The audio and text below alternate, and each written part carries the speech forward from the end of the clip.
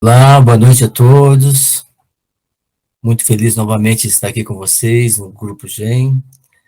Hoje é dia 30 de junho de 2022 e nós vamos hoje verificar a segunda parte, aliás, a parte final do capítulo 5, Yoga da Renunciação, Yoga da Renúncia à Ação, Karma Sannyasa Yoga, ou a via da renúncia aos frutos da ação. Então eu peço que o Rubens proceda aos estudos de hoje, e agradecendo a todos por estarem aqui e aqueles que depois vão ver remotamente a gravação. Muito obrigado, excelentes estudos a todos nós. Grato, Vanildo. Boa noite a todos, uma vez mais, né?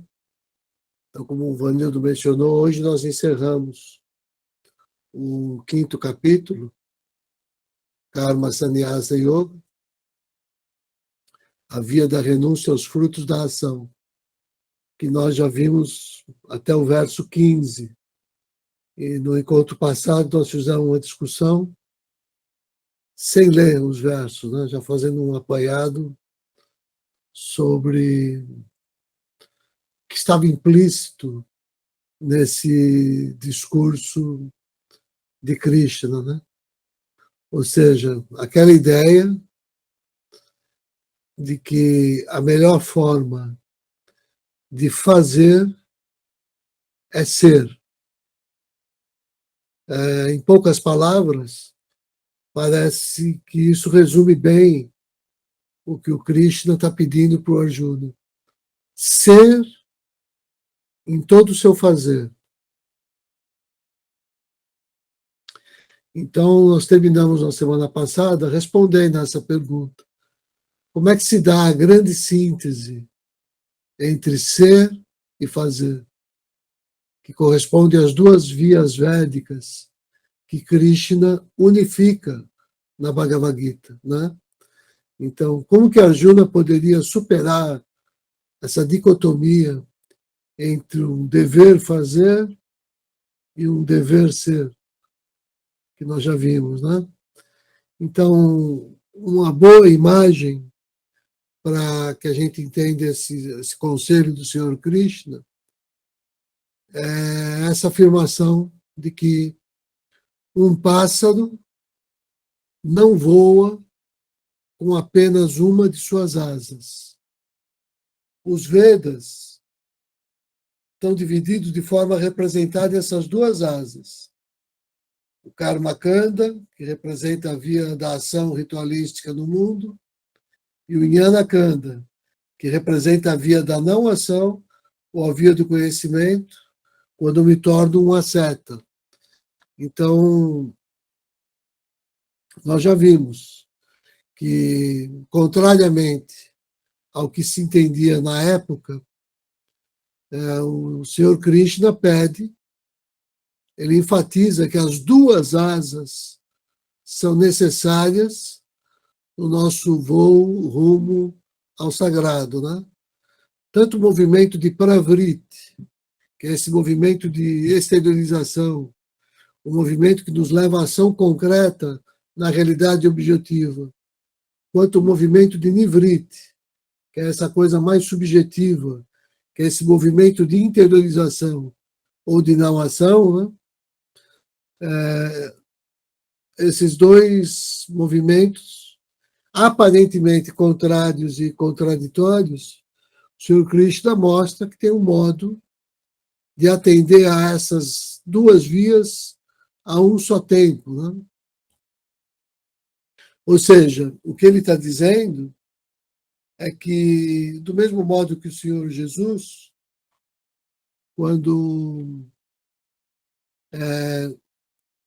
trata da Torá hebraica e critica a tradição judaica, né? Ele afirma também, né, que ele não veio para modificar as escrituras, mas para cumpri-las. Mas cumprir se atendo ao espírito da letra, ao espírito do texto, e não aquilo que tinha se tornado a letra morta, né? Aqui, o que o Senhor Krishna está fazendo, em relação a esse período do Vedanta e do hinduísmo, é um pouco parecido.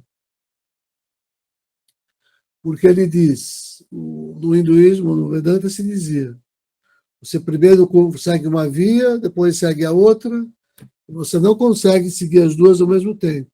Elas são contrárias e contraditórias. Ou você vive em família, ou você abandona a vida em família e vive como um religioso, como um asceta, né? Então, foi isso que nós vimos na semana passada, né?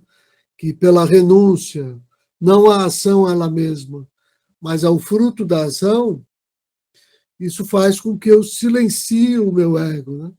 Ou seja, para que o meu ego se torne inativo, que esse é o espírito da letra, né?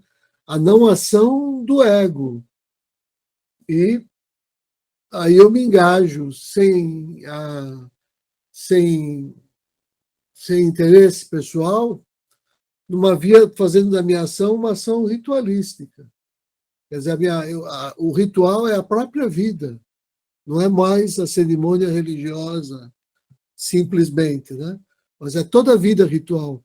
Então é isso que o Krishna está pedindo para o Arjuna.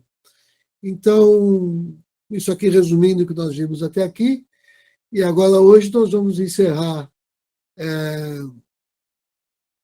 a leitura do capítulo, seguindo mais ou menos o mesmo roteiro que nós temos feito. Ou seja, para a gente se familiarizando um pouquinho, vamos começar com a declamação de um ou outro verso em sânscrito, vamos fazer a leitura verso a verso, e, eventualmente, escolher alguns versos, ou nesses versos, algumas palavras, para a gente dar uma olhadinha como eles foram trabalhados assim na sua sintaxe, na sua gramática, como é que a gente faz esse trabalho de tradução, na verdade, né?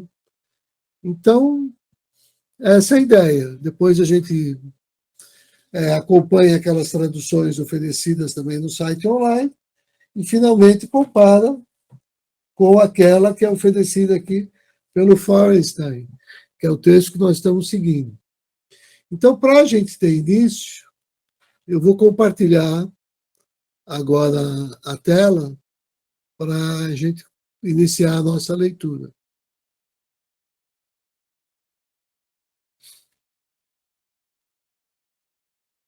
Pronto. Nós paramos no verso 16. Eu não sei se eu preciso contextualizar. Acho que surge na medida que a gente estiver discutindo, porque eu sei que já tem 2 semanas, então para a gente voltar a pegar o fio da meada, o que estava sendo discutido no verso é mais difícil. Mas a gente tem a ideia geral, que foi isso que eu fiz assim como esse preâmbulo, como esse resumo, né? Que na verdade tudo gira em torno desse mesmo tema que o Senhor Krishna está trazendo. Então vamos ver o verso 16. Se por acaso estiver com algum problema no áudio, me avisa.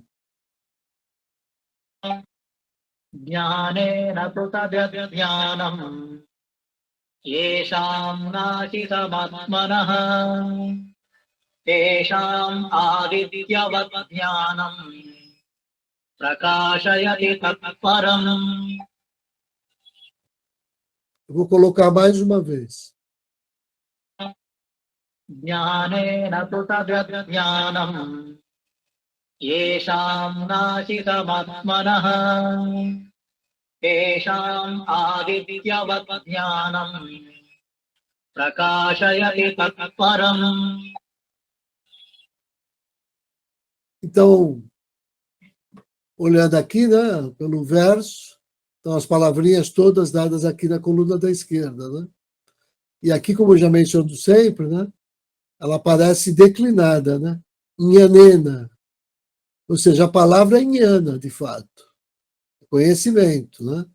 Esse nena aqui, final, ena, mostra que é o terceiro caso, né? Então, é como o terceiro caso, singular, que é esse um, e essa palavra é neutra, não é nem masculina nem feminina. Então, é como se eu quisesse dizer, por meio do conhecimento, ou pelo conhecimento, esse ena dá essa ideia de pôr. A gente chama de instrumental no sânscrito, né? Então, pelo conhecimento, ou pela sabedoria, e aí a gente pode aprender mais, que a própria palavra jnana vem da raiz verbal nha, que significa conhecer, compreender. Só para escolher assim uma palavra, né? E se eu puser o A na frente, olha aqui essa outra aqui, né? A nhanã. O A é a negação. E agora aqui, olha, a terminação é outra. Por quê? Porque aqui, como é neutro, e essa terminação é AM, ele está agindo como um sujeito. Então, a palavra ignorância vai atuar como sujeito na minha tradução. Que ele vai falar da ignorância e do conhecimento, né? Então, Atman. Você vê que a palavra Atman, agora, para escolher mais uma, aparece como Atmanaha. Atmanaha.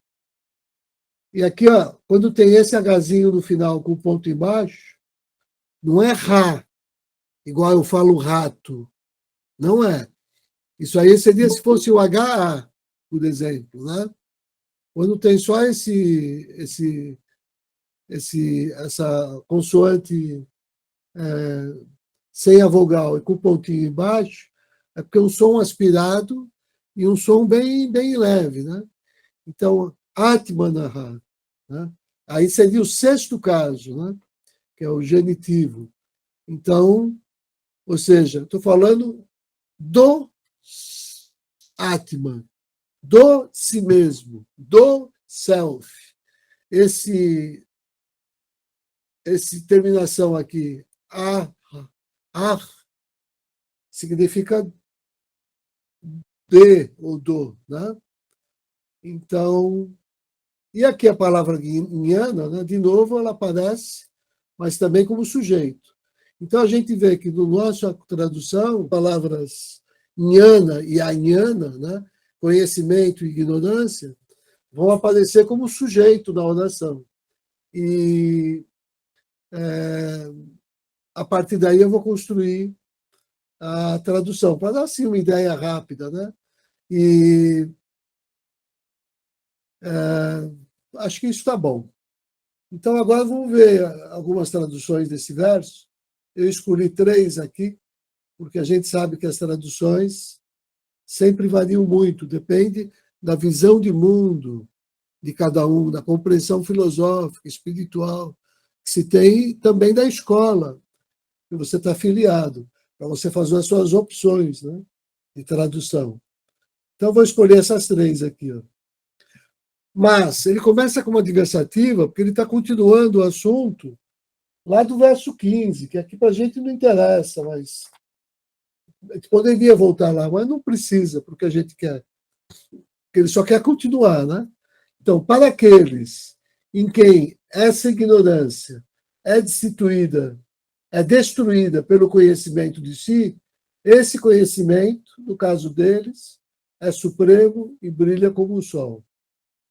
Outra, certamente a sabedoria é como o sol, relevando a verdade suprema para aqueles cuja ignorância é dissipada pela sabedoria do ser. Então, vê que são 2 sentenças, né? Em uma sentença, o sujeito é Inhana, na outra sentença, o sujeito é Anhana, ou seja, o conhecimento, a sabedoria e a ignorância. E a terceira tradução está aqui. No caso daqueles cuja ilusão se foi, no entanto, destruída pelo autoconhecimento, então, para eles, esse conhecimento ilumina a si mesmo como o sol. Pronto. São as 3 alternativas dos tradutores. Vamos ver agora aqui o Feuerstein.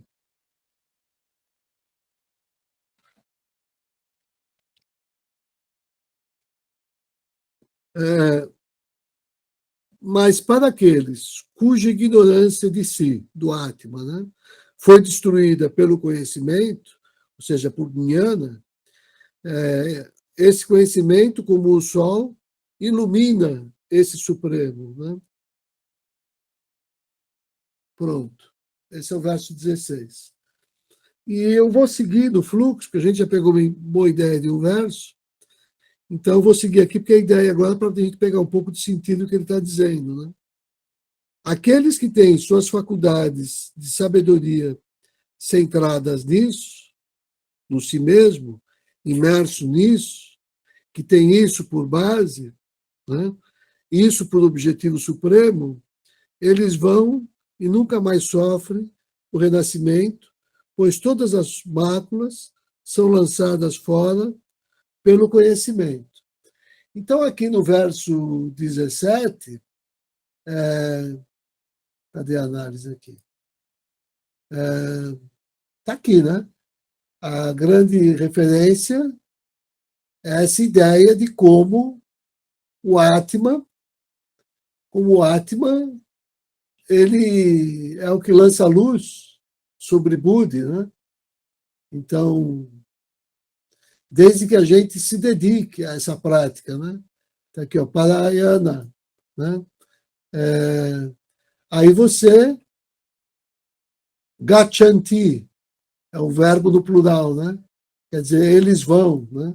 Então, aí você vai por esse caminho que não tem volta, né? Que você alcança a realização. Então, que é um caminho que não tem renascimento, né? Então, está aqui, né? Deixa eu pegar aqui o sentido da palavra, melhor aqui um pouquinho. Deixa eu aumentar isso aqui melhor, peraí.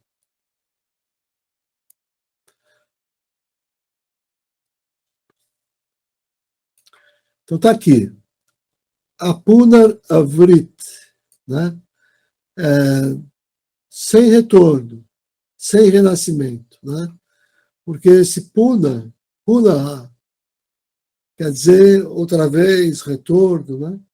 Então, que é a negação, nunca de novo. E o verbo vrit, essa palavrinha aqui é muito importante, porque ela gera vrit,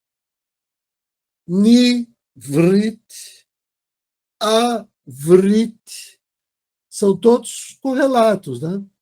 Então, quando eu digo avrit, eu estou dando essa ideia de sem retorno. Né? Aliás, de retorno. Né? E pronto, acho que com isso eu já falei 17. E vou seguir pelo Forenstein. Depois a gente pega um outro verso e lê outra vez em sânscrito e faz uma análise um pouco mais cuidadosa. Né? Os eruditos são os que veem o mesmo num Brahmane dotado de compreensão e boas maneiras, numa vaca, num elefante, e até num cão ou num cozedor de cães. Né?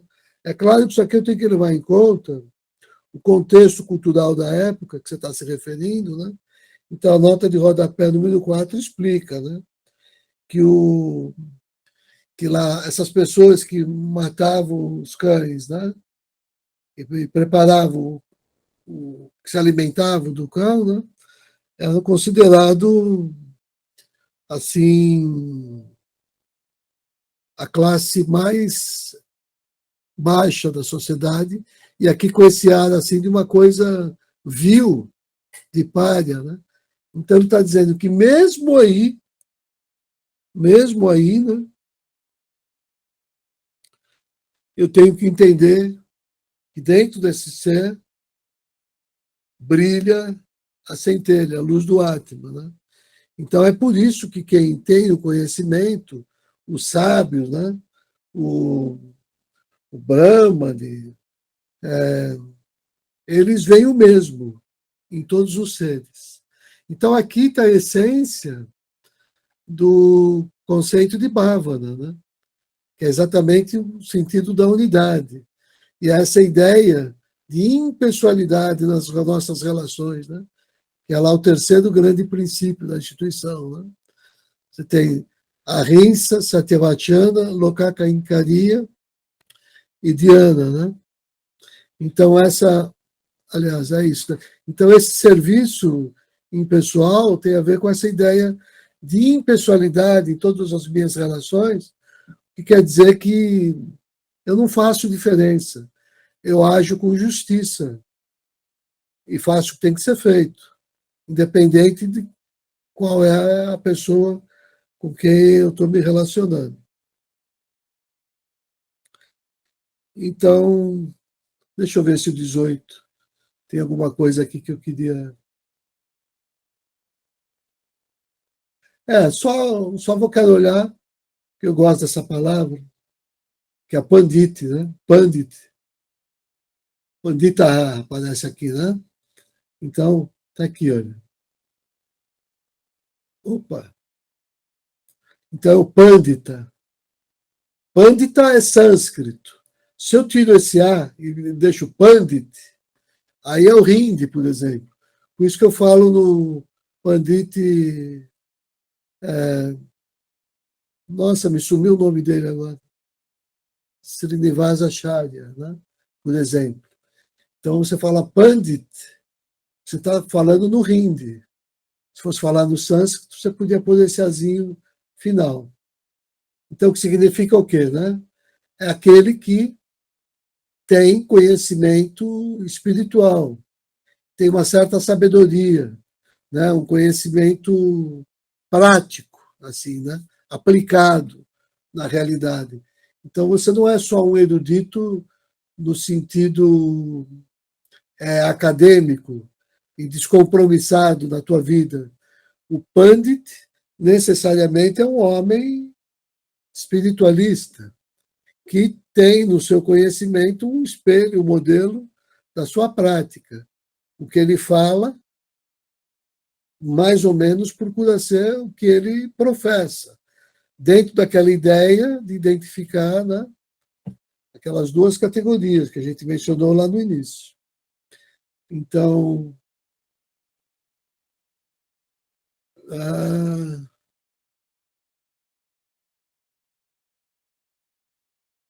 acho que é isso. Eu vou seguir para o verso 19. Pelo Feuerstein. Mesmo aqui na Terra, aqueles cuja mente está estabelecida na igualdade venceram a criação, pois o fundamento universal é isento de defeitos e sempre igual. Por isso estão estabelecidos no fundamento universal. Nós já vimos aqui que fundamento universal é a ideia do átomo. Eu não traduzir para fundamento universal, às vezes fica meio esquisito. E também a ideia de criação, né? Não é que você venceu a criação, isso não faz sentido. Às vezes as pessoas têm um pouco de receio de usar isso. Né? Você venceu o ciclo de renascimento e morte, o ciclo reencarnatório. É isso que você está vencendo. Né? Mas vamos ver se é mesmo, como é que os outros traduzem isso. Então vamos olhar aqui do verso 19 agora, como é que ele traduz isso aqui. Deixa eu colocar em português. Pronto.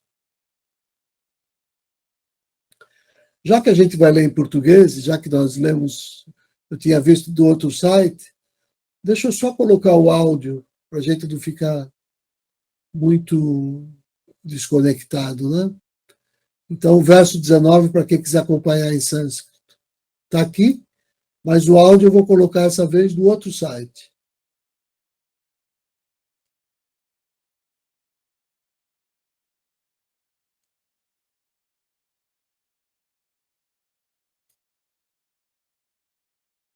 इहैव तैति तत्सर्गः येषां साम्ये स्थितं मनः निर्दोषं हि समं ब्रह्म तस्मात् ब्रह्मणि ते स्थिताः. Pronto. Então vamos ver as traduções. Jogado no português de novo.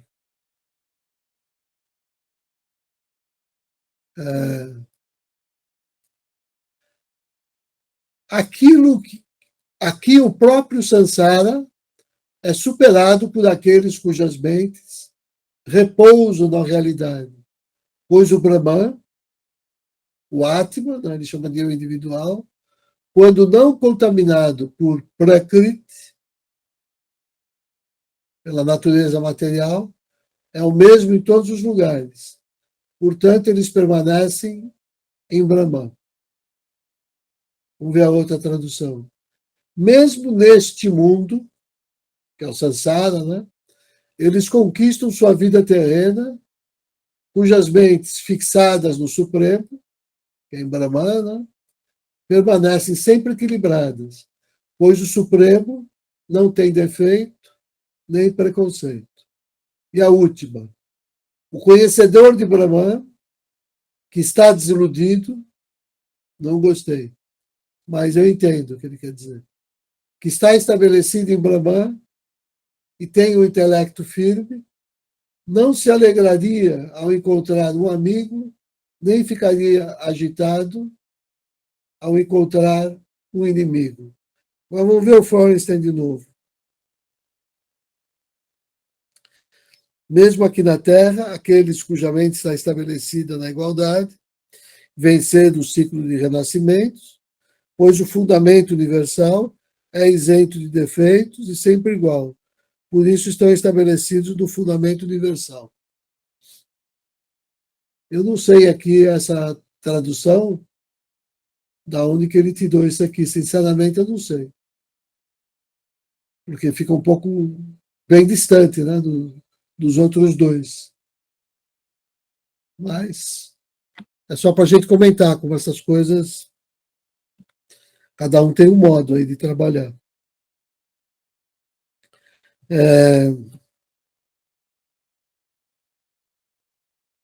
Verso 20, então, do Florenstein. O yogin não deve regozijar-se ao obter algo querido, nem deve agitar-se ao obter algo não querido, ou seja, algo desagradável. Com a faculdade da sabedoria estabilizada, o conhecedor de Brahman, livre de toda confusão, encontra-se estabelecido no fundamento universal, no Atma, né? Então está aqui de novo um pouco o segredo para essa solução que o Senhor Krishna oferece para Arjuna, para que ele consiga atender de uma vez só aos dois caminhos que antes eram tidos como contraditórios e mutuamente exclusivos. A via da ação e a via da não ação, ou do conhecimento, conforme se entendia no hinduísmo da época, no próprio Vedanta. E aqui o Krishna, então, faz essa espécie de atualização, né, que é uma espécie de afastamento, mas não é afastamento. É só uma outra forma de atender ao que já havia dado na Escritura. Lembrando de novo o exemplo, mais ou menos como fez Jesus, né? Quando ele diz que cumpre a Escritura, embora negando o modo como se liam e aplicavam as Escrituras da época. Que é o que o Krishna está fazendo aqui. Está mostrando aquela coisa mais sutil, que está por baixo, assim, de uma leitura apressada, né? Que acha que você ou segue a via de família, de grihasta, como eles falam no sânscrito, a vida de constituir família, de casar, ou a via do asceta, né? A via do sannyasi, sannyasa, que vai viver em sannyasa, né? O Krishna vai dizer, não, a verdadeira renúncia, a verdadeira sannyasa É a renúncia ao fruto da ação. Como é que eu sei que estou alcançando isso? Quando eu me mantenho impassível qualquer situação que a vida me apresenta, né? Não é porque eu obtive um resultado positivo, como é que ele diz, né? Ao obter algo querido, né? Você estaria mostrando uma espécie de apego ao fruto dessa ação que gerou essa obtenção, né? E mesmo quando vem algo desagradável, né? Não é isso que te, não é isso que orienta o teu modo de agir no mundo. Você não se guia em função de saber se a experiência vai ser agradável ou desagradável. Teu parâmetro é outro, você não está apegado ao fruto. Por isso que o Krishna pede para o Arjuna, né? Ele diz: é desagradável para você agora ir para a batalha? É. É desagradável você guerrear contra os seus amados parentes? É. Mas você tem que ter desapego. Você vai estar fazendo isso em nome de um ideal muito maior, né?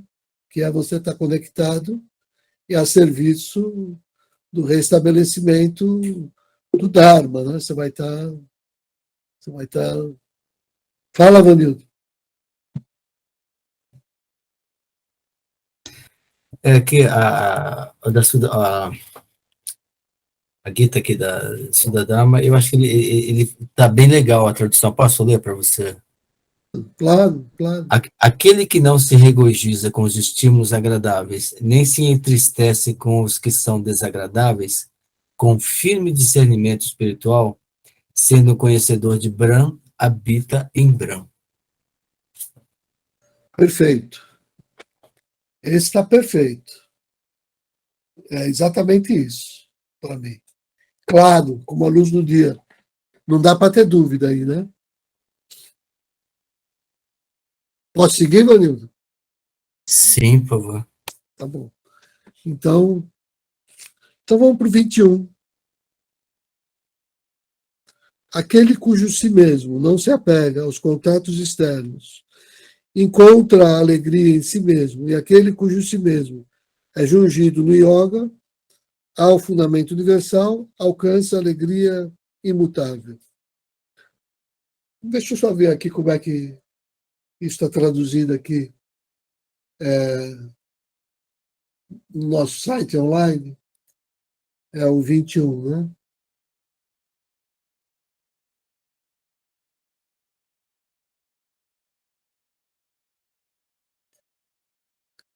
Então, aquele cuja mente está desapegada do contato externo e encontra felicidade no eu, no Atma, né? Ele tem sua mente ocupada na contemplação de Brahman. E ele desfruta de bem-aventurança imperecível. Outra, ele encontra felicidade em seu próprio ser, mesma coisa. E desfruta da bem-aventurança eterna, cujo coração não anseia pelos contatos da terra e cujo ser é um com o eterno, ou seja, com Brahman. Né? E a terceira, os prazeres que nascem dos contatos com os objetos são, de fato, fontes de miséria e têm começo e fim. Portanto, o homem inteligente não se deleita neles, ó filho de Kunti. Então, posso seguir? 22. Pois as fruições nascidas do contato são, em verdade, eu não vou ler úteis aqui porque não tem sentido. Pois as fruições nascidas do contato são, em verdade, fonte de dor, tendo um princípio e um fim. O sábio não se deleita nelas, ó filho de Kunti. Então, de novo, vamos ver aqui o 22. Quem sabe nessa a gente olha também o sânscrito. Mas deixa eu olhar primeiro na tradução que está sendo dada aqui, o 22.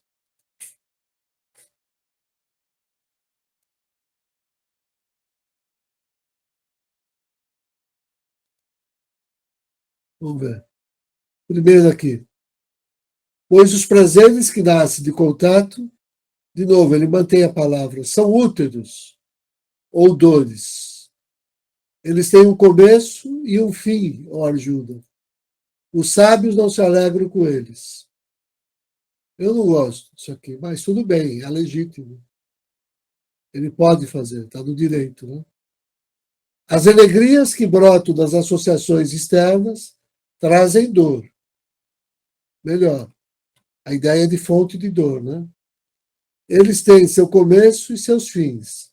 O sábio não se alegra com eles.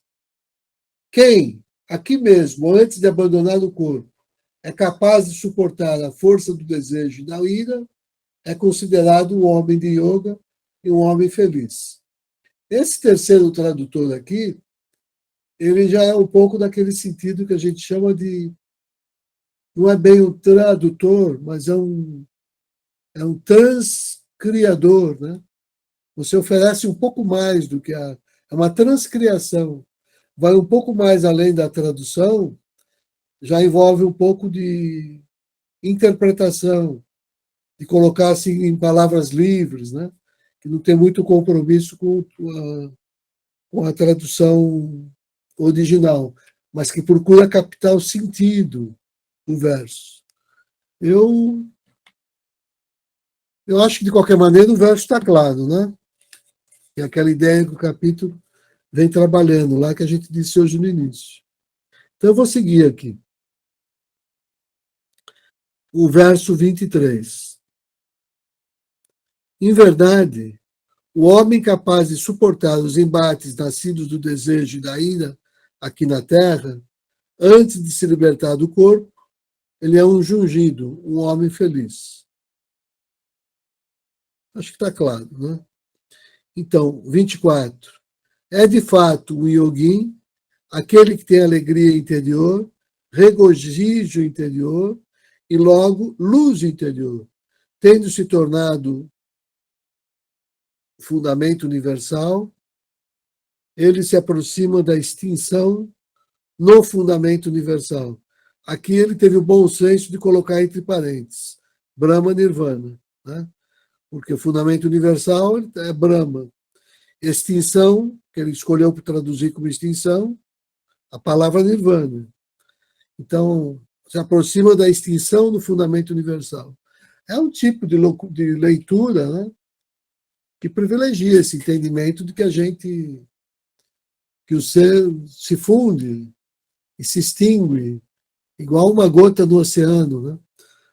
A nossa escola, eu tenho a impressão que a Gita, o modo como eu leio, tem um entendimento um pouco diferente, né? Que é aquela ideia que a gente vai chamar de Brahma Samípia,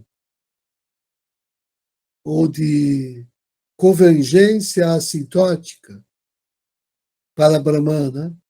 Ou aquela ideia que, na teosofia, Mabel Collins, né, vai dizer: entrarás no seio da luz, mas jamais tocarás a chama. Por quê? Porque a luz, quanto mais ela entra nela, mais ela tem um centro de mais luz, e de mais luz, e mais luz. Então você vai eternamente indo para esse lugar, e eternamente esse lugar parece que se afasta, porque a eternidade é movimento. Em que sentido? No sentido que dentro da nossa do nosso tratamento, sei lá, vou chamar de mitologia, da teogonia que é discutida nos textos do Shuddha-dharma, né? Isso fica muito claro quando você fala, por exemplo, que existe uma hierarquia planetária, quando existe um Senhor Narayana desse mundo, e que esse Narayana, na verdade, faz parte de uma realidade mais sutil. E ele responde para o Senhor Narayana, sei lá, do sistema solar, e esse para o Narayana das galáxias. Ou seja, nessa jornada, que para um hinduísta, às vezes comum, ele acha que atingiu a realização e a fusão com Deus, ainda em vida. Eu não sei que Deus é esse, porque são pessoas de um conhecimento limitadíssimo, que às vezes sabem um pouco de espiritualidade, mas se apresentar uma equação de cálculo, provavelmente ele não vai saber lidar com isso. E está dizendo que é um com Deus. Tá? Ou seja, é uma visão assim muito... você está no caminho, não tem dúvida. É uma grande realização, não tem dúvida. Mas isso não tem nada a ver com o absoluto. E essa jornada, que para esses então se encerra, né? Ela é objetiva, né? Alcancei, cheguei, né? Acabou, moksha, estou liberado. Né? Não é bem assim. Né?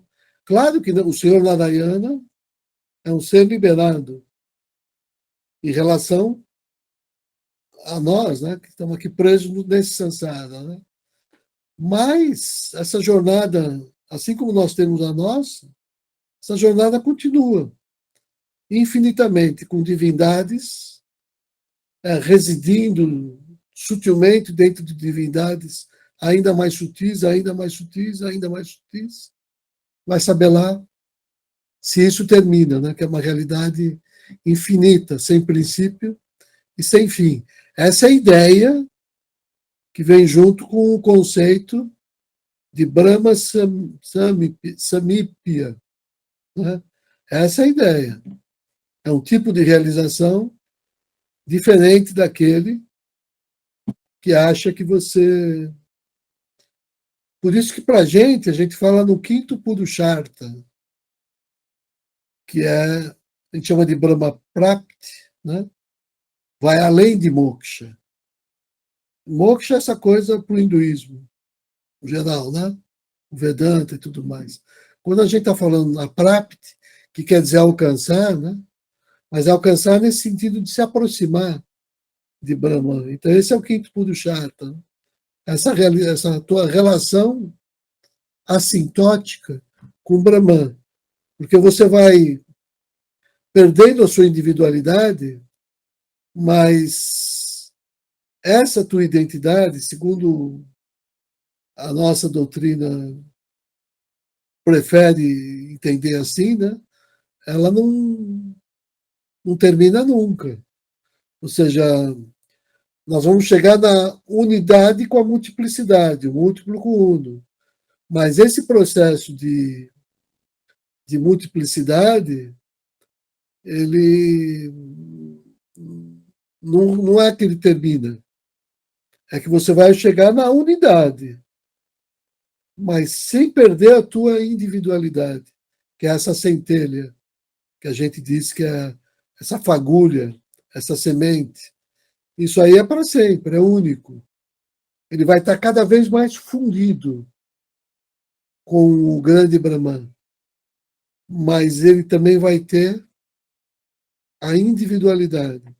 Então, aí está um outro grande diferencial das escolas do Vedanta para aquelas que eu vinha chamando de Neo-Vedanta, que se aproximam essa ideia de Shuddha Dharma, ou do puro Dharma, que parece ser o assunto que o Senhor Krishna trata na Gita, mas que esse tema não é muito simples de se trabalhar, porque isso é assim especificamente na Gita, enquanto que todas as Upanishads, que são os textos sagrados e os Vedas, né, possibilitam um entendimento um pouco diferente. E é por isso que, para a escola da gente, né, a gente coloca, dentre todos os textos sagrados, o mais sagrado, a Bhagavad Gita. E mais sagrado que a Bhagavad Gita é o texto que não está escrito assim no mundo, mas que está escrito no Atma, no coração, é o não texto. Né? Ou seja, a Bhagavad Gita é só uma forma, é só uma expressão dessa mensagem divina que vem pelo coração. Então, o grande diferencial, quando a gente conversa com alguém de uma outra escola, né, Lá ainda tem uma infinidade. Esse texto é muito bom, mas também tem aquele que diz diferente. E você põe a Gita no meio de uma salada, com mais outros de igual valor, se não maior, o desenho. Para a gente isso não existe. Havendo qualquer dúvida e qualquer discrepância, a palavra de Krishna na Gita, para a gente, é aquela que parece a mais abalizada, que expressa a palavra de fato da divindade. Isso não é assim para ninguém mais, para nenhuma das escolas, nenhuma delas. Isso é exclusivo do Shuddha-dharma. Você vai, sei lá, para uma religiosidade mais popular, como a dos Hare Krishna, né? Ele vive falando no Bhagavata Purana, por exemplo, né? Que é um texto de historinha, assim, para falar de uma maneira simples, de conceitos profundos, né? Aí você vai para o texto mais pesados, né? Eles vão dizer que o que é da religiosidade popular é a Bhagavad Gita, que não é um texto filosófico, que é um texto assim que é só um diálogo, mas que não é assim de uma substância, como são as Upanishads, né? Ou, por exemplo, para fazer um diálogo com o budismo, que é muito mais sofisticado, dentro dessa cerebração que não leva a lugar nenhum, né? Por quê? Porque a Bhagavad Gita privilegia, estava discutindo isso em outro lugar, em outro contexto, não esse processo mental que chega no mindfulness, por exemplo, né? Mas ela privilegia, ela dá precedência ao sentimento sobre o pensamento, né? Então, tudo nasce, por isso que a gente começa tudo no Shuddha Raja Yoga, a partir dessa ideia do Bhavana, desse sentimento do Bhavana. Sentimento. A gente até fala conceito, né, de Bhavana, penso com amor, mas penso para me lembrar que pensar não é nada, não vale nada. Eu tenho que sentir o Bhavana. Ou então eu não fiz nada. Eu estou só repetindo igual um papagaio. Porque sentir, você não tocou teu coração ainda. Se pensar só, né? Então, sentir, pensar é para estimular isso. Então, nesse particular, a Gita é forte. Mas ela sofre esses dois tipos de crítica. Ou não é um texto assim para intelectuais de maior peso, que vão preferir os textos budistas ou das Upanishads, ou no outro extremo, né? Quem exalta a Bhagavad Gita, às vezes prefere colocar em primeiro plano textos ainda mais populares e ingênuos, que tratam, na maior parte do tempo, de mitologia. No meu caso, Bhagavata Purana e outros textos assim. Que não é o caso aqui da Gita, de jeito nenhum. Então, essa leitura que eu faço. Mas eu entendo que isso geraria uma polêmica, uma discussão, assim... Aliás, eu já tive algumas com os colegas, claro, né? Porque aí, nesse particular, eu sou minoria. Eu sei que eu sou minoria. A maioria pensa nesse outro sentido. Por isso que ninguém pega o texto da Bhagavad Gita como um tratado sobre a arte e a ciência da meditação.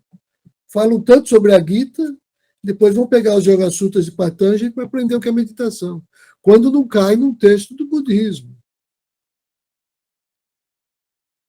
É por isso.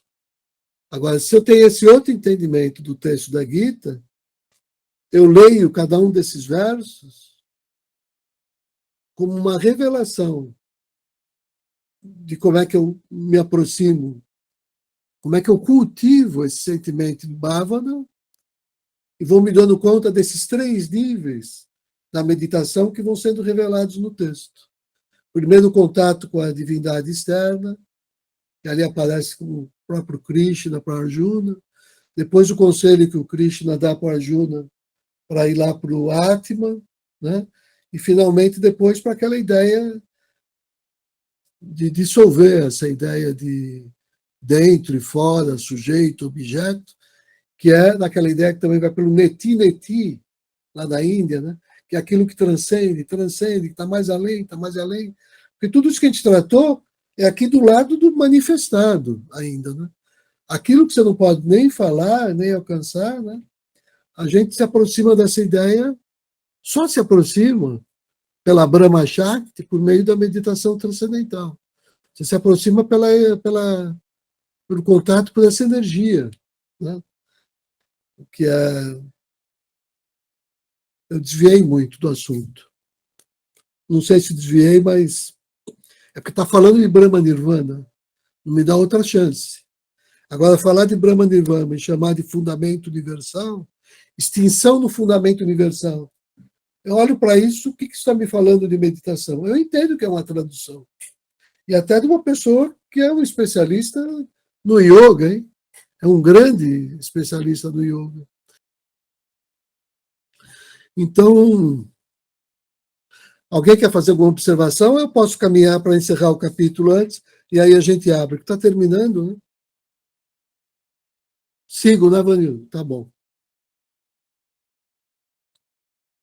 Os videntes, cujas máculas esgotaram-se, cujas dualidades foram destruídas, que são controlados em si mesmos e se deliciam com o bem de todos os seres, alcançam eles a extinção no fundamento universal. É o que a gente acabou de ler, né? Então, para os ascetas, que conhecem a si mesmos, livres do desejo e da ira, com a mente controlada, a extinção no fundamento universal está próxima. Então, esse verso 26, vamos dar uma olhadinha, só para ver aqui outras opções. Depois, até se o Vanildo quiser olhar também esse, como está lá no Hansa Yogi, né? Mas deixa eu ver aqui primeiro, aqui, quem está trabalhando esses aqui online, né?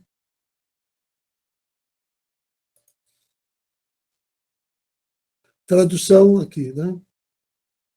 Para aqueles que estão livres do desejo e da ira, que estão acostumados a se esforçar, cujo pensamento é controlado e que o concentrou, a bem-aventurança de Brahman está próxima. Está começando a ensinar o que é meditação. Né? Os santos que conhecem a si mesmos, que controlam suas mentes e não sentem desejo nem raiva, encontram a bem-aventurança eterna em todos os lugares, afastando os contatos externos do lado de fora, fazendo o sentido da visão no meio dos dois errantes, contrabalançando as forças de movimento para frente e para trás, que viajam dentro do que age. Aqui eu não sei o que aconteceu aqui quando veio para o português. Esse eu não entendo do que está escrito.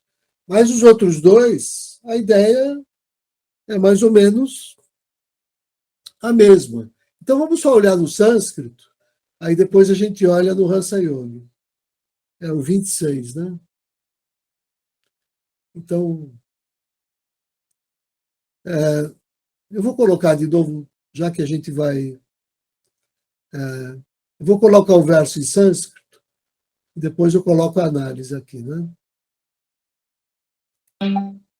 कामक्रोधवियुक्तानां यतीनां यतचेतसाम् अभितो ब्रह्मनिर्वाणम् वर्तते विदितात्मनाम्.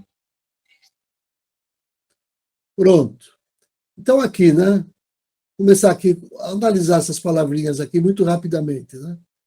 Então aqui ele começa falando de Kama e Krodha, né? Aqui, ó, essas duas palavrinhas aqui, né? Então, que quer dizer o quê? Aqueles que se separaram do desejo e dessa ira, vamos dizer assim, né? Tem outras traduções, mas acho que ira vai bem, né? Então,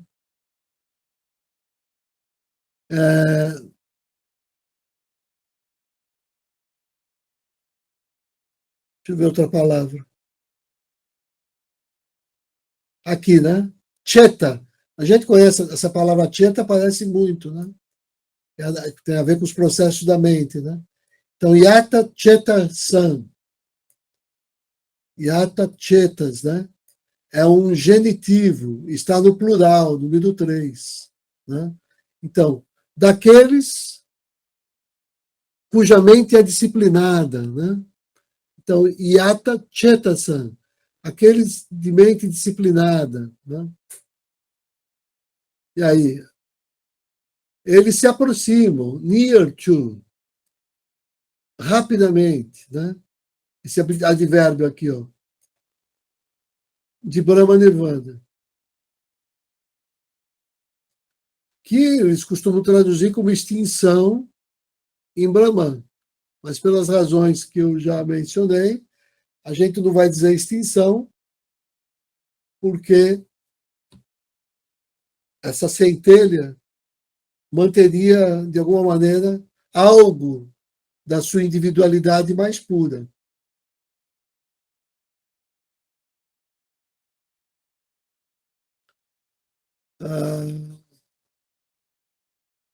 É isso. Então, acho que a gente pode avançar. 27.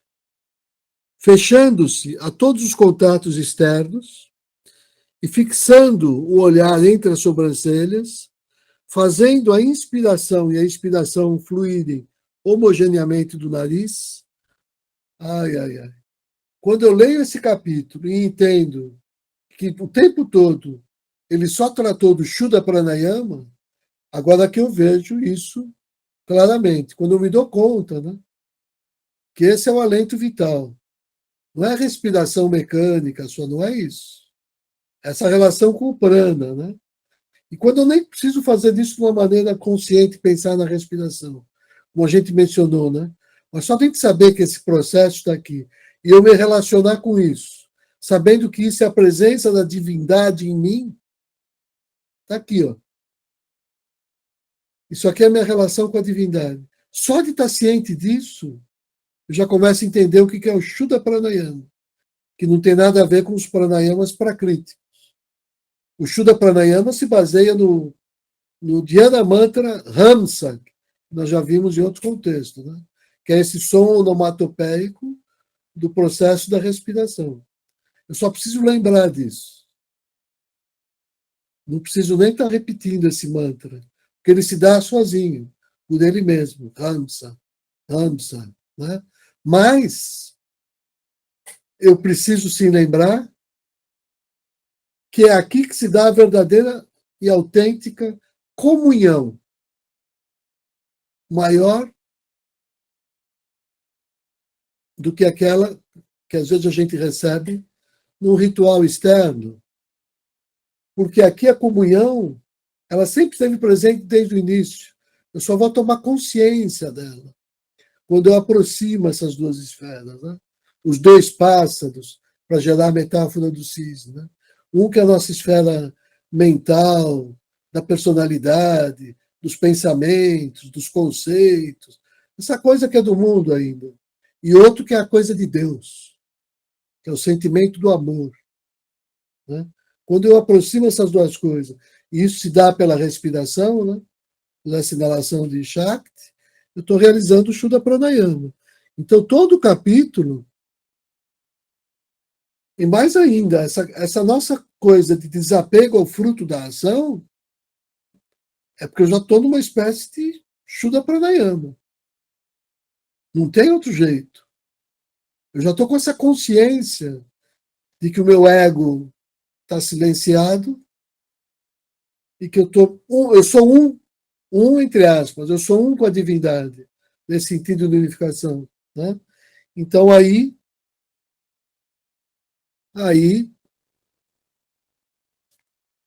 essa coisa acontece. Né? Então,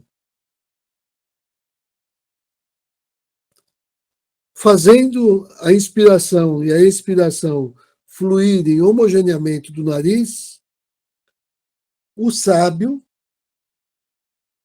né? Ou seja, o Muni, de sentidos, mente e faculdade da sabedoria controlados, que tem a libertação como objetivo supremo e encontra-se permanentemente isento de anseio, medo e ira, ele é verdadeiramente liberto. Então, esse verso aqui vale a pena a gente... Eu vou ler o último, porque a gente depois analisa os dois últimos. Né? Conhecendo a mim como aquele que se alimenta, não é da sese sacrificial, que se alimenta de yagna e tapas. É melhor a gente manter as duas palavras-chave. Né? Conhecendo a mim como aquele que se alimenta de yagna e tapas, o grande Senhor de todos os mundos, o bondoso amigo de todos os seres, ele alcança a paz. O que é se alimentar de yagna e tapas?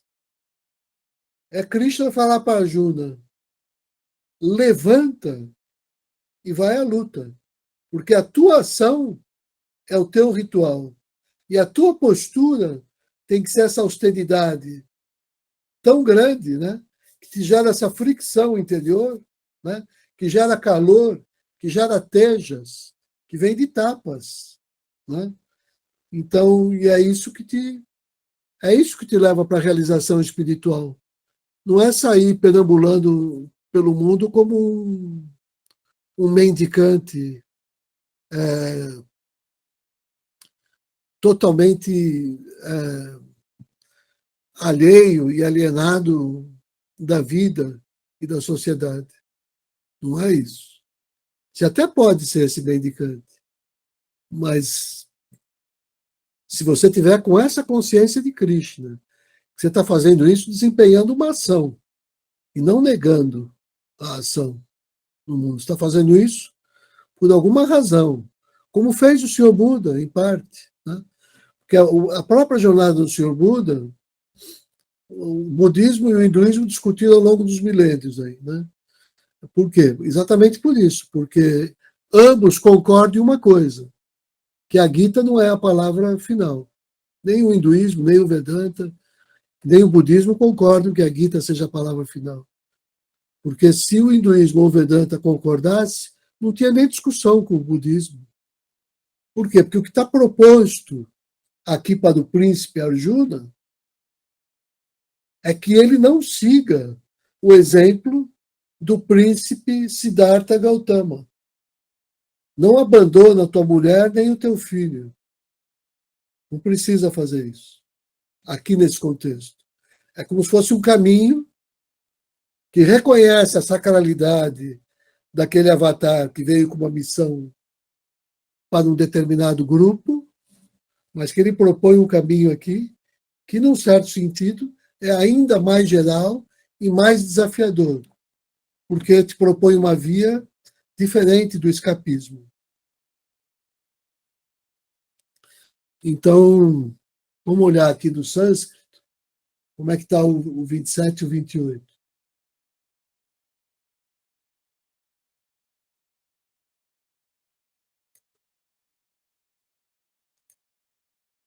Aliás, o 28 e o 29, não me engano.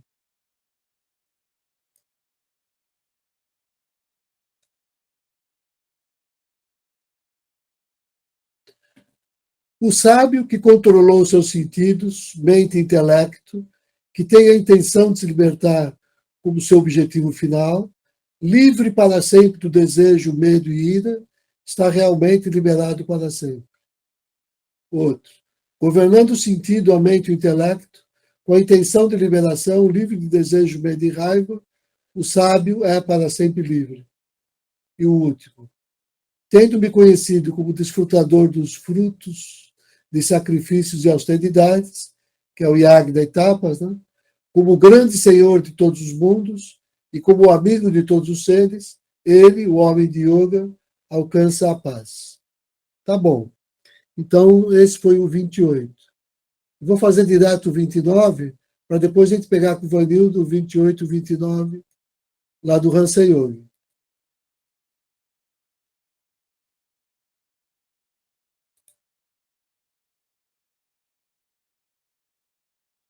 Cadê o português? Não estou achando. Ué. Aqui. conhecendo como desfrutador de todos os sacrifícios e austeridades, como o Senhor Supremo de todos os mundos, como amigo de cada ser, ele alcança a paz. Ou seja, Brahman é a própria essência de Yagna e Tapas. Então, quando eu realizo Yagna e Tapas, nesse sentido que está sendo explicado no texto, com essa compreensão do Shuddha Pranayama, o ego silenciando, eu quase que me fundo e confundo com a vontade e a expressão de Brahman. Caminho para isso, guardadas as devidas proporções do tamanho que a gente tem aqui. Mas a gente está fazendo esse processo. Então, conhecendo-me como aquele que alegremente recebe todas as oferendas de austeridade e sacrifício, como o poderoso governante de todos os mundos e o amigo de todos os seres, ele passa para a paz eterna. Olha que bonito, paz eterna. Isso eu gostei. Né? Isso eu gostei. Então, o outro tradutor, ele não traduziu esse verso. Né? Então, aqui, vamos só olhar o que ele está chamando de paz eterna. O 29, né? Deixa eu ver isso aqui que eu fiquei curioso.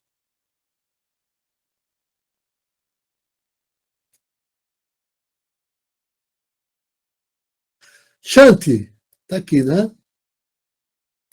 Então, Shanti está no acusativo, quer dizer, faz função de objeto direto ou indireto, é uma palavra feminina, por isso que a gente fala às vezes Shanti.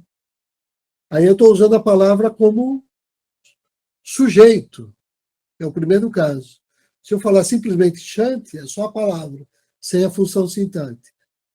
Então, tranquilidade, paz, satisfação, pode até se confundir com a ideia de morte, né? Nesse sentido que eu estava vendo, né? Mas vem dessa raiz verbal, ó, que significa sham, né? Acalmar, né? Colocar um fim e destruir o que impede essa paz. Então, a palavra é Shanti. Então, eu terminei, Vanildo. Vou te passar a palavra. Se você puder só ler como está lá no Hansa Yogi, e aí a gente abre. Ok. Rubens, assim, o 25, do 25 ao 29, aqui, do 5, 25 até o 29, no Feuerstein, equivale ao 20, 21, 22, 23 e 24. Está na mesma sequência. Maravilha. Você quer que eu leia do 25? Certeza, porque é tudo sobre o Shuddha Pranayama. Beleza. O interessante também, Rubens, é que ele está no Raja Vidya Dharma Gita, Olha que na sessão que é o 17, né? Incrível, né? Então tá, De eu vou fato, lá. é uma divisão temática, realmente é. E está revelando ali. É isso. Muito interessante o que você falou. Então vou lá no 20, né? Que equivale ao 5,25 aqui, do 17. Os sábios, superando as dualidades com a mente controlada, dedicados a promover a felicidade dos mundos, assim livres de todas as debilidades, alcançam o êxtase brâmico. 21. Os yatis, que estão livres da ira e das paixões, com a mente bem dirigida e reconhecendo o princípio de vida, muito breve e facilmente obtêm o êxtase brâmico. Então, olha só, o êxtase brâmico é melhor do que falar na morte ou na extinção, né? Brahma Nirvana como essa ideia de êxtase brâmico. O 22 equivale ao 5,27, né? Com os olhos fechados, abstraído de todos os contatos externos, com a faculdade visual enfocada entre as sobrancelhas, e regulando a inalação e a exalação do alento através do nariz, entre parênteses, sendo assim Pravriti e Nivriti equiparados em Brahma. Ai, que maravilha. Falando do Shuddha Pranayama. Isso. 23, que equivale ao 5,28. O sábio, buscando a liberação livre de desejos, medo e ira, com os sentidos, a mente e a inteligência disciplinados, sem dúvida a alcança. Isso que ajuda pranayama. É. Você tem tudo isso disciplinado. Não é ficar fazendo exercício respiratório. Não é isso. E o 24, que equivale ao 5,29, que é a última, que é o asterístico aqui, o aspirante, reconhecendo que todas as ações cognitivas, emocionais e dos sentidos são dirigidas a mim, conhecendo-me como Supremo Senhor de todo o cosmo e como bem-amado de todos os seres, alcança a paz. Isso Eu aí. achei bem legal essa. O nosso aqui Muito tá bem legal, né? temático, direitinho no tema ali, né? É.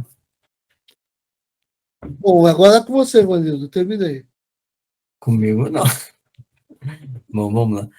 Eu gostei demais hoje, viu, Rubens? Achei bem legal mesmo, sabe? Assim, muitas explicações, sentido de Bhavana, gostei demais que você encontra aqui, porque o Bhavana também ele está dentro do Sudaraja Yoga. Então ele está muito, quer dizer, precisa ter aquela percepção para ficar sacando, como você trouxe para a gente, né? E foi muito legal, assim. E tem partes aqui que você fala do Bhavana, porque dentro da Gita aqui da Sudha Dharma, essa parte é a parte que fala do Sudaraja Yoga, que aí está Bhavana, Karma e Dhyana, né? Então, está tudo muito bem desenvolvido. Por isso que eu acho que é legal estudar essa e estudar essa, porque elas estão falando a mesma coisa do mesmo modo. E acho muito interessante isso. Bom, eu queria passar a palavra para alguém, se alguém quiser fazer algum comentário ou acrescentar algo, a gente pode fazer uma rodada.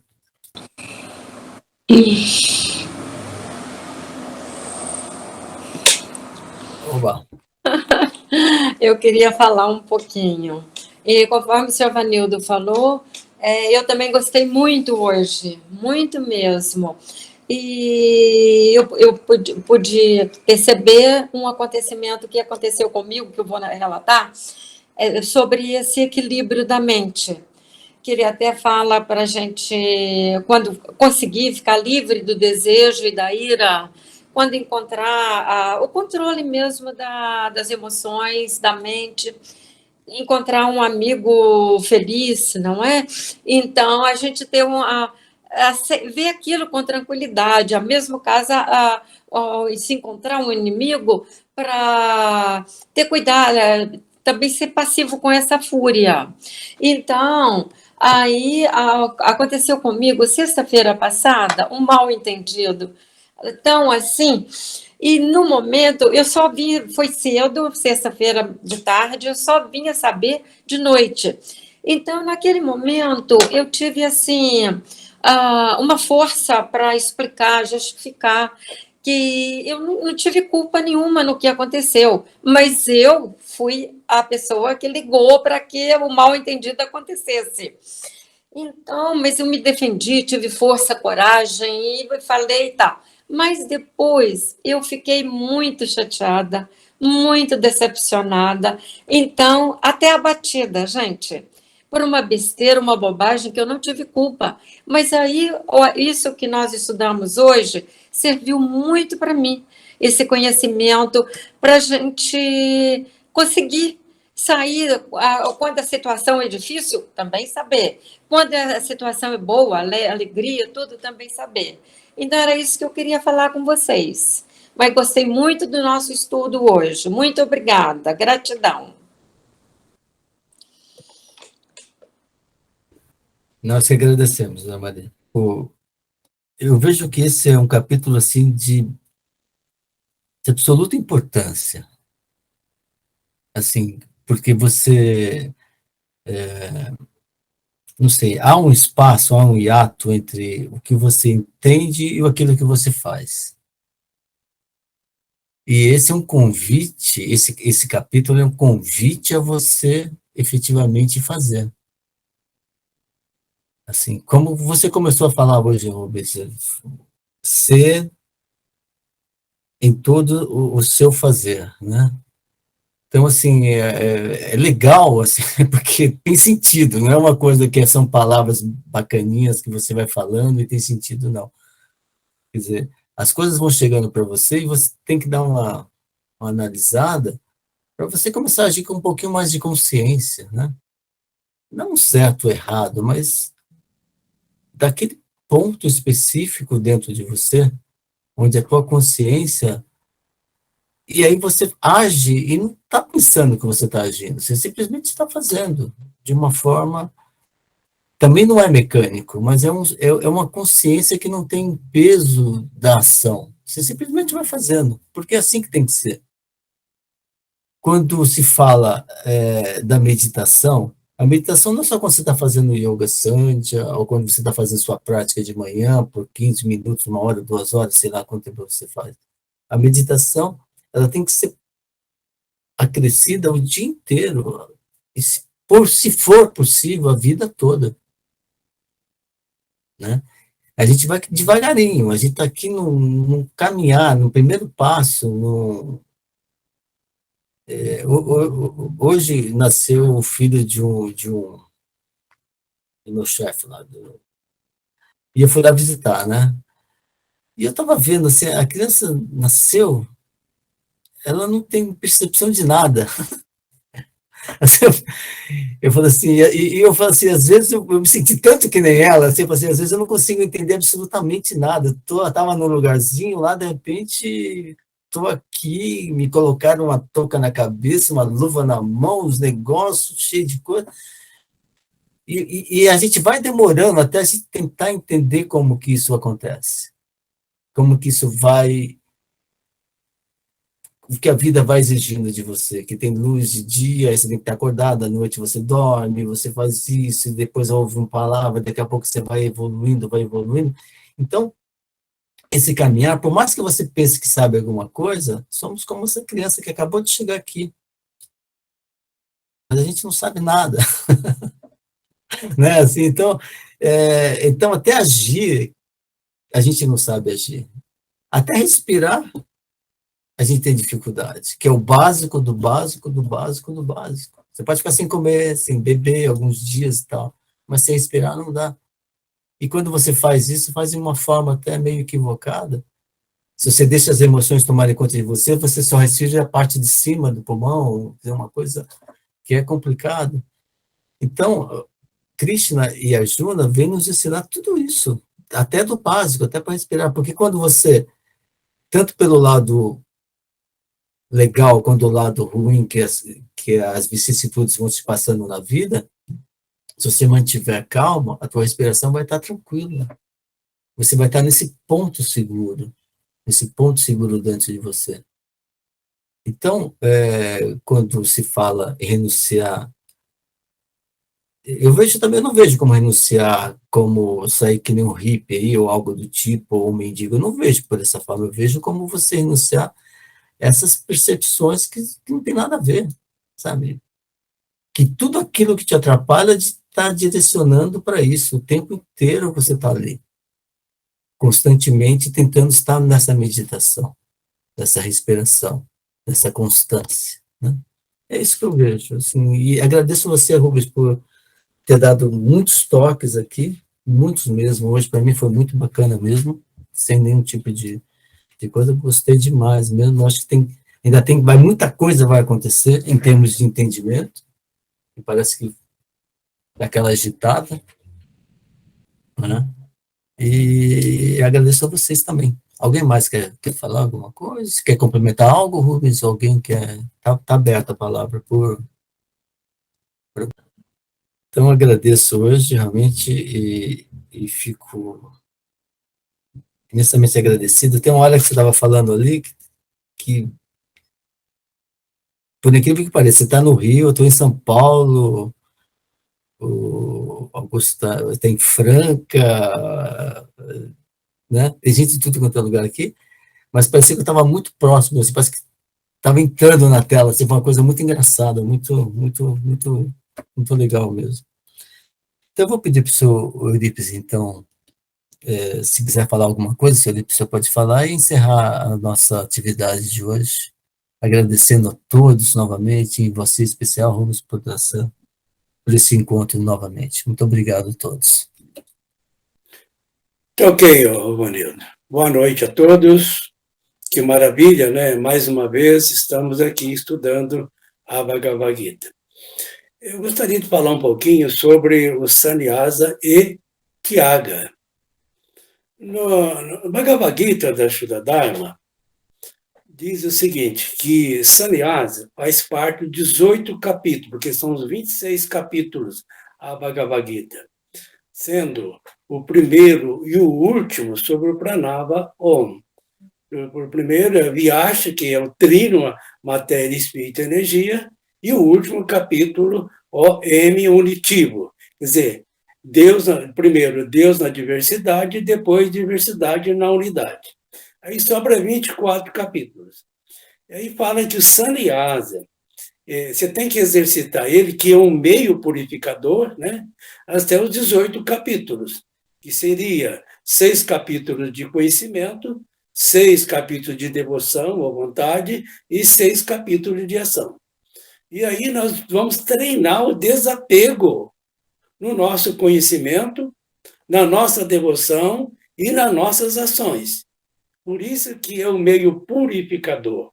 É um eterno aprendiz, está sempre exercitando esse desapego, porque nós não vamos levar nada deste mundo, precisamos desapegar de tudo e partir livre, né?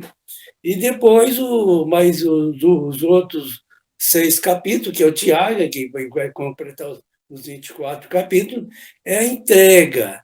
Além da renúncia ao fruto da ação, é entregar, é oferecer, e dedicar o fruto das nossas ações ao ser divino. E aí entregar até nós mesmos. Então, acho que isso é fantástico. Logicamente, nessa Bhagavad Gita, de 18 capítulos, está tudo embutido, de uma forma diferente, mas está assim. Então, eu acho isso fantástico.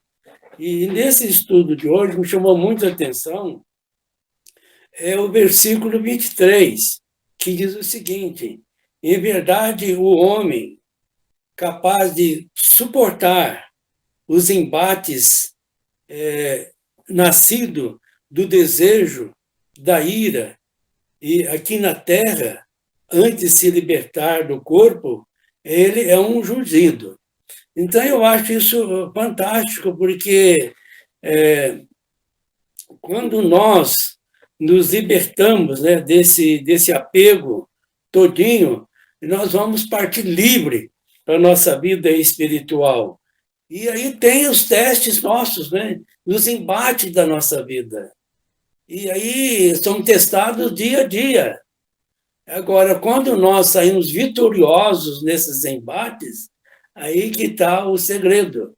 Porque Deus é justiça, é amor. Ele tem as leis deles. E é só uma questão de nos cumpri-los. E não adianta ficar queixando, reclamando das coisas. E sim, ter força, coragem para enfrentar com dignidade todos os embates da nossa vida. E depois fala no 24, né? E, de fato, um yogi, aquele que tem alegria interior. Olha que coisa fantástica. Muitas das vezes, nós buscamos a alegria exteriormente. E ela não está no exteriormente. E aí ela dura muito pouco, muitas das vezes provoca a dor, mas a alegria interior desse contato com o Atma é permanente. Nós vamos nos prepararmos aqui neste mundo, agora e já, para a vida futura, nas nossas próximas encarnações. Então, é só isso que eu gostaria de falar. Então, vamos enterrar, então, esse estudo nosso de hoje, nos fazendo a convergência dentro de nós, trazendo todas as coisas que nos cercam, toda a diversidade, para a unidade. E aí ter a comunhão com Deus. Om Namaha Shri Paramahishivyo Yogi Vyaha Subhamastu Sarva Jagatan. Om. Glória, os grandes anjos e santos, que eles nos livrem de todo mal e nos conduzam sempre pelo caminho da prosperidade material e espiritual. Que nós e todos os seres sejamos eternamente felizes, que haja paz e harmonia em todos os mundos, para todos os seres. Vamos pronunciar por 3 vezes o Pranava Om, o nome sagrado de Deus. Coloquemos os nossos pensamentos na luz do coração e inspiremos.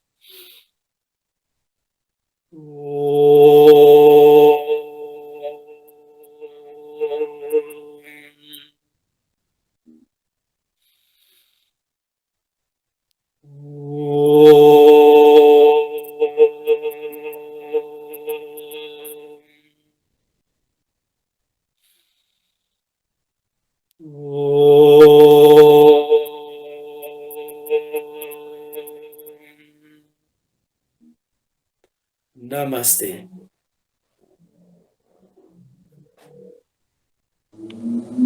Namastê. Namastê. Namastê. Namastê. Boa noite. Boa noite, muito obrigado a todos. Muito obrigado. Tchau, tchau. Gratidão. É.